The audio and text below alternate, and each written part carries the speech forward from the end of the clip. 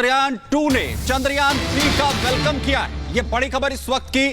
चंद्रयान 2 के ऑर्बिटर से चंद्रयान 3 का संपर्क हुआ और स्वागत यहां पर मृदुल चंद्रयान 2 करता नजर आया।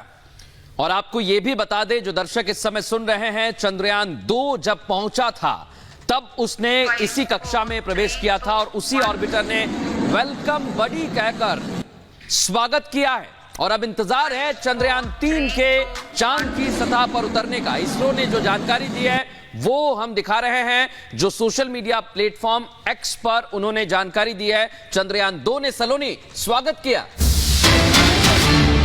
इसी से जुड़ी एक और बड़ी खबर आपको बता दें, सॉफ्ट लैंडिंग का लाइव टेलीकास्ट होगा 23 अगस्त को। चांद पर जब सॉफ्ट लैंडिंग होगी शाम को, उस वक्त लाइव टेलीकास्ट किया जाएगा। इस वक्त ये बड़ी खबर बता रहे 6:04 पर जब सॉफ्ट लैंडिंग होगी उसके बाद उस समय टेलीकास्ट किया जाएगा। मृदुल बिल्कुल, और 5:20 से लाइव टेलीकास्ट शुरू हो जाएगा, यानी देश भर के लोग इस लाइव टेलीकास्ट को देख सकते हैं। अनामिका,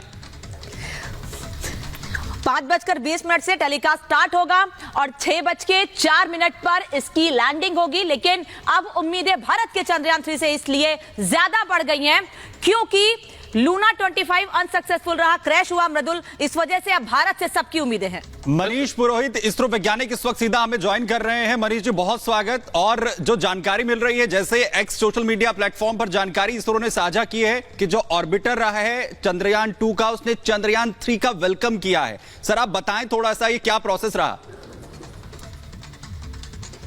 देखिए, जब चंद्रयान 2 अपन ने लॉन्च किया था तो अपना जो ऑर्बिटर था वो एकदम कैपेबल था, बिकॉज हम ये एक्सपेक्ट कर रहे थे कि उस वक्त विक्रम लैंड कर जाएगा। तो कम्युनिकेशन जो हमने चैनल सेट करना था विक्रम से चंद्रयान 2 के टाइम पे, तो वो कंप्लीट सेटअप ऑर्बिटर के ऊपर अवेलेबल था। बट देन विक्रम की लैंडिंग के टाइम पे वी हैड सम ग्लिचेस।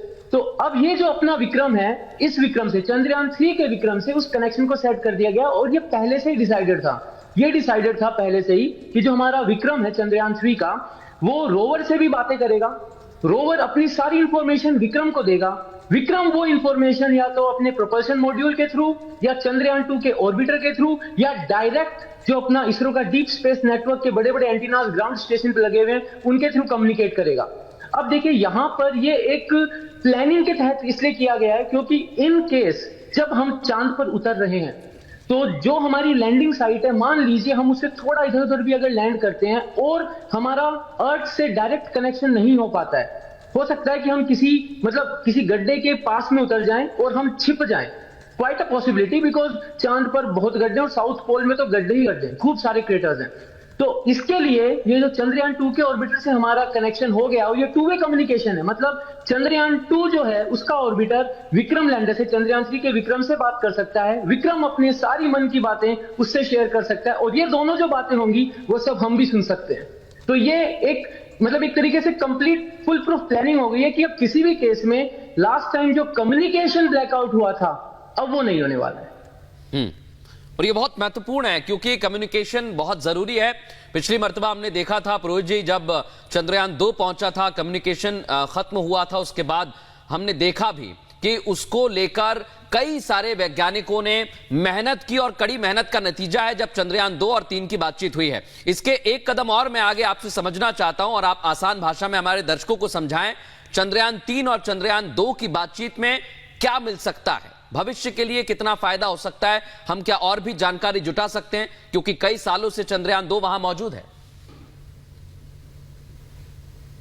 देखिए, जो अपना विक्रम लैंडर है वो तो क्रैश हो गया था, तो उससे तो कोई कम्युनिकेशन होना नामुमकिन है। ऑर्बिटर जो है वो ऑर्बिट में तब से 2019 से चक्कर काट रहा है और तकरीबन चांद के 10,000 चक्कर काट चुका है और बहुत ही वैल्यूबल डेटा वो ऑलरेडी हमें धरती पर भेज चुका है, जिसको ग्लोबल साइंटिफिक कम्युनिटी जो है वो अपने रिसर्च प्रोजेक्ट्स में यूज कर रही है। तो हाल फिलहाल में ये जो कम्युनिकेशन होगा ये नए विक्रम का ऑर्बिटर से होगा।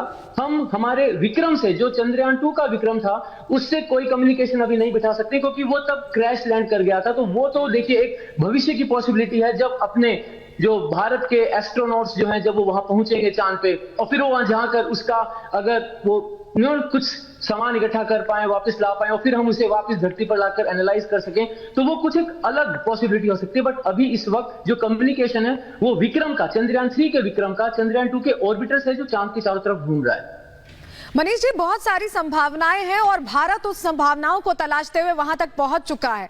भारत अब लीड कर रहा है, साउथ पोल में लैंड होने पर लीडिंग पोजीशन में भारत आएगा। अपने आप में स्पेस टेक्नोलॉजीज की अगर हम बात करें तो कितनी बड़ी सफलता होगी, और क्या गगनयान भेजने का रास्ता भी इससे आगे और अग्रसर होता दिखाई दे रहा है आपको?